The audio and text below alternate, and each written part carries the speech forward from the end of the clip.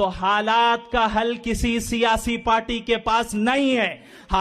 हमारे पास एक एक दो दो बच्चे हैं, हम कैसे बच पाएंगे? देखिए, सुनने में आ रहा है कि फिल्मों में अश्लीलता फैलाने वाली। वेलकम दोस्तों, बात करेंगे इस वक्त सोशल मीडिया पे क्या वायरल चल रहा है। रूबिका लियाकत ने मुफ्ती समाइल नदवी का ये वीडियो पोस्ट किया है। अगर हम चाहते हैं कि हमारे मौजूदा हालात सही हो जाएं, तो हालात का हल किसी सियासी पार्टी के पास नहीं है। याद रखें, इस मुल्क में हमारा अप्रोच गलत रहा, हमने गलत अप्रोच इख्तियार किया। हम ये कहते फिरते रहे कि हमारा वतन हमारे दीन से ज्यादा मुकद्दस है। हमने ये एतराफ किया कि सेक्युलर निजाम हमारे निजाम से ज्यादा मुकद्दस है। हम कुफरिया अल्फाज कहते रहे, हम ऐसे अल्फाज और ऐसे जुमले अपनी जुबान से निकालते रहे कि फुला दरबार से जो फैसला हो जाएगा हम खामोशी से तस्लीम कर लेंगे। क्या फुला दरबार अगर शरीयत के खिलाफ हुक्म दे, क्या तुम तस्लीम करोगे? तो रूबिका लियाकत ने यह वीडियो पोस्ट किया था और मुफ्ती सलमान नदवी ने जो कुछ कहा है वो आपने सुन लिया होगा। लेकिन रूबिका लियाकत ने इस वीडियो को पोस्ट करते हुए क्या लिखा है? रूबिका लियाकत ने लिखा है, इस मौलाने की पहचान से हिंदुस्तानी हटाओ और फिर तमाशा देखो, देखो कि कौन सा देश इसे पनाह देता है। जो अपने देश का नहीं वो कहीं का नहीं। भारत संविधान से चलता है, शरिया से नहीं। इसी भरोसे ये मूर्ख मौलाना जहर उगल रहा है। अरब देश कट्टरपन को दफना रहे हैं और ये कन्वर्टेड मुसलमान भारत में उसी कट्टरता को जिंदा करना चाहता है। ये देश के लिए खतरा है, सरकार को सख्त कार्रवाई करना चाहिए।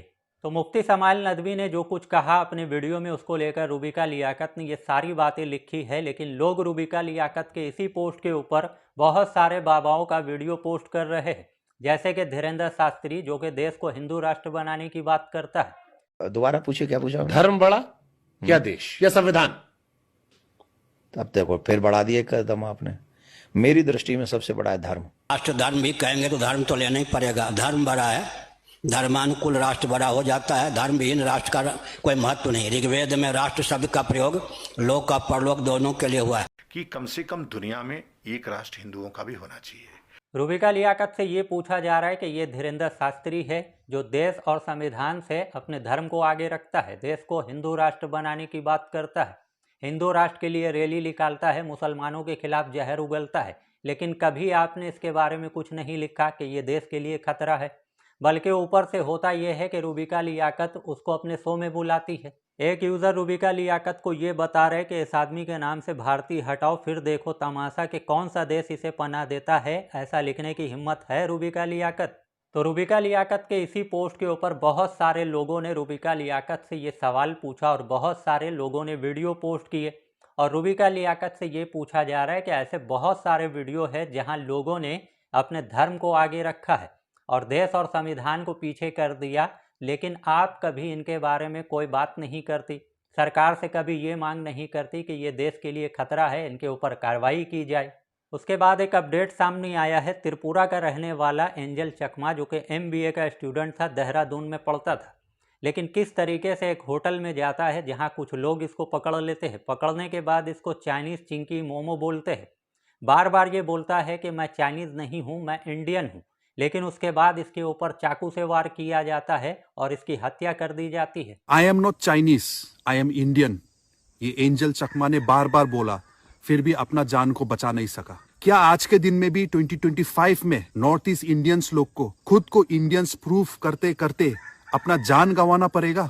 ये हमारा डिमांड है प्राइम मिनिस्टर नरेंद्र मोदी जी से। आप पूरा इंडिया को एड्रेस करो और ये मैसेज पहुंचाओ गांव गांव में कि नॉर्थ ईस्ट इंडियंस लोग चाइनीज नहीं है, इंडियंस है। ये मैसेज आपके जरिए पहुंचना पड़ेगा। और अगर ऐसा नहीं होता है तो मैं रिक्वेस्ट करता हूं नॉर्थ ईस्ट इंडिया के भाई बहनों को, अगर आपको कोई आदमी मिले जो आपको बोलता है हे चाइनीज, तो आप प्लीज काइंडली अपना आपको और एक्सप्लेन मत करो और मत बोलो गलती से भी कि I am not Chinese, I am Indian. और जिस जगह पे ये सब कुछ हो रहा था उसी वक्त वहाँ पर एंजल चकमा का भाई भी पहुँचता है, लेकिन लोग उसके ऊपर भी हमला करते हैं। उसने सब कुछ बताया कि किस तरीके से एंजल चकमा के साथ ये सब कुछ हुआ, किस तरीके से लोगों ने उसको मारा है।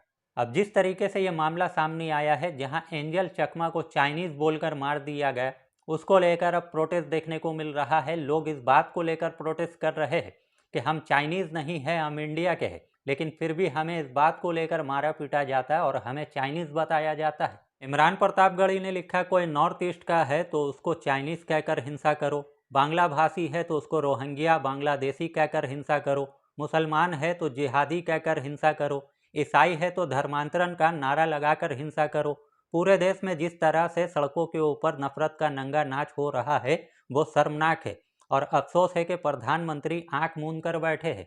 उसके बाद ये मामला सामने आता है गाजियाबाद से, जहां हिंदू रक्षा दल, ये जो ऑर्गेनाइजेशन है, इन्होंने इंस्टॉल लगाया और इंस्टॉल में आपको हथियार तलवार दिखाई दे रहा है। बताया जा रहा है कि ये लोगों को खुलेआम हथियार बांट रहे और सिर्फ इतना ही नहीं, लोगों के घर घर जाकर इन्होंने हथियार बांटा है।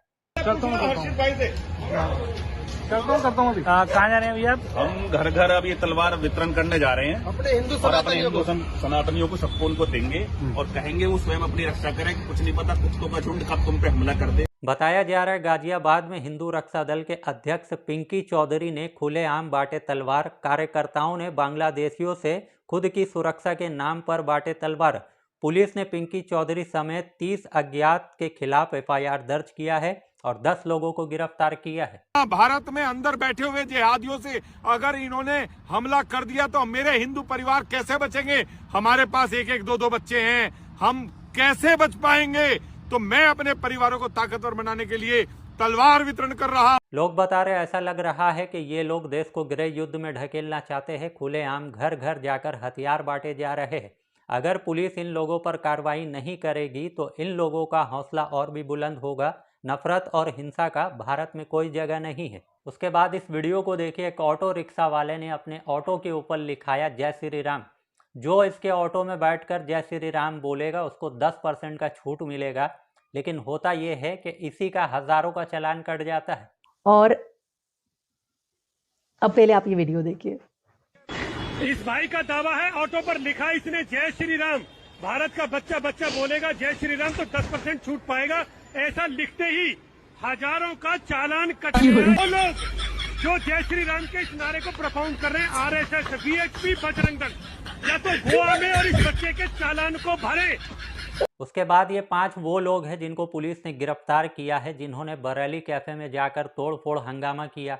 झूठा लव जिहाद का आरोप लगाकर इन लोगों ने वहां पे हंगामा किया, लेकिन अब इन 5 लोगों को पुलिस ने गिरफ्तार किया है। लोग ये 2 तस्वीर पोस्ट कर रहे हैं और ये बता रहे हैं कि ये तुम्हारे बच्चे हैं और ये उनके बच्चे हैं।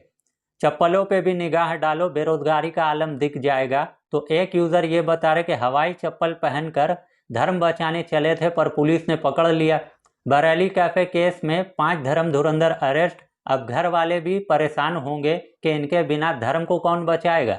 वहीं बताया जा रहा है कि नए साल के जश्न पर सनी लियोनी मथुरा आने वाली थी, लेकिन वहां इसका विरोध शुरू हो गया है। बताया जा रहा है कि तमाम पुजारी सनी लियोनी के विरोध में उतर गए हैं, क्योंकि मथुरा को धर्म नगरी बताया जाता है और नए साल के जश्न पर सनी लियोनी का वहां प्रोग्राम होने वाला था। लेकिन अब इसको लेकर बताया जा रहा है कि साधु संतों ने सनी लियोनी के खिलाफ मोर्चा खोल दिया है। साधु समाज, ब्रज के जितने ब्रजजन हैं, ब्रजवासी हैं, सब इसका पुरजोर विरोध करते हैं। और यदि उसके बावजूद सनी लियोनी जैसे एक्टर मथुरा वृंदावन में ऐसे कार्यक्रमों में किसी प्रकार का भाग लेते हैं या कार्यक्रमों को ऑर्गेनाइज करते हैं तो उनके खिलाफ सख्त से सख्त कार्रवाई की जाएगी और उनके खिलाफ मुकदमा लिखवाने